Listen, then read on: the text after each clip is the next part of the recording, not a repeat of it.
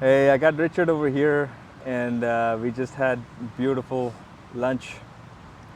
Good. Mediterranean food, high quality food. How did you like the food, Richard?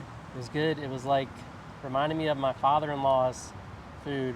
A little bit different, but reminded me of some good Persian food. So So, what's going on, man? Beautiful Friday.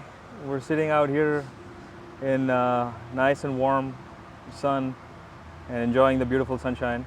I think I want to talk about what we talked about when we were eating, which is kind of like this year the goals shifted from accumulation goals to, hey, I want to have this much money, this much real estate, into something that's a little bit more practical of living in the now and in the day to day, and as opposed to trying to live for a future that doesn't exist yet or a past that's already happened. Yeah, beautiful conversation there. I would say this is something that I usually think about most times is how do I live in the present moment rather than thinking too much into the future. I think that thinking about the future is important because it kind of gives you a goal to shoot for, but I think living in the now is also super important and that should be prioritized often, which we all tend to forget for the most part. I agree, and that's why I think it's important to find people that have that same mindset and have relationships with other people, and instead of focusing on the grind and the go all the time, maybe on the patience and the being still and the relationships and slowing down a little bit is actually hugely beneficial and just so much more life-giving than focusing on what's next all the time. Absolutely. Hey, moving on to business, I know you've got some great deals coming up. We talked about your grapevine deal. What else is going on? What else is interesting in your world right now? Yeah, right now. So right now, I think the biggest thing that we're doing in real estate is we are building tiny houses behind main houses.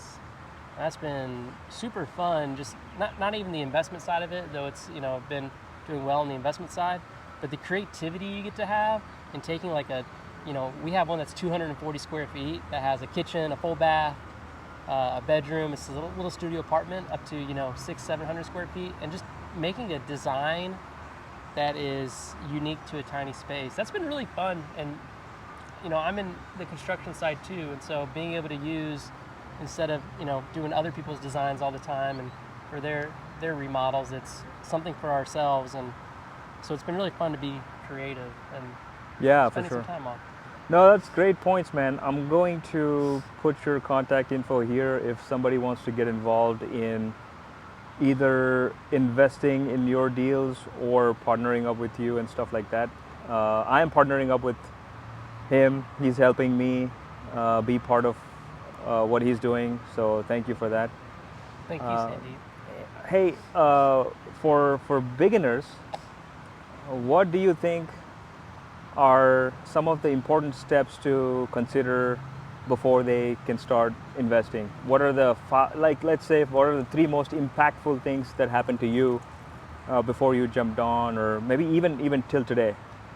I think I can boil it down to really one, which is might not be the most popular thing, but it's always better to get started instead of having analysis by paralysis. And the way that is easy to describe it is, it's better that you buy your first deal, whether or not it's a good deal, and learn from it, than to never buy a deal at all. I equate it to college tuition. So college tuition costs, I don't know, $20,000 to $40,000, maybe even more. I don't know what it is Yeah. per year. You could buy a small single family deal.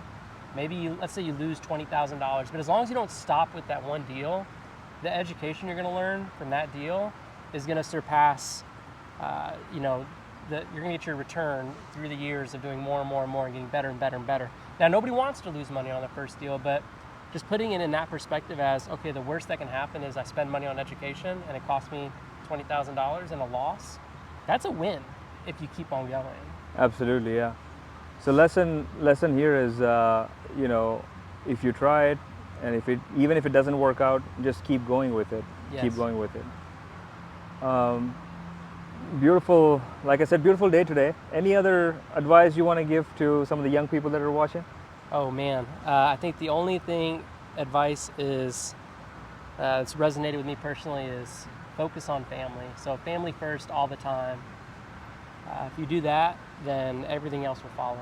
Yeah, your mind and your heart and mind will be in the right spot if you do that. Yeah. All right, man. Thank you for coming on, Richard. And how can people contact you? The best way to find me is probably on Facebook, as ancient as that is. But you could also call me 214-769-8729, or find my business partner Shane on Instagram, because he's all over that place and he should be easy to find. If you look up Shane Real Estate and just be like, yo, I want to talk to Rich. Awesome. Thanks, guys. Appreciate it. And thank you, Richard, for coming on. Thank you.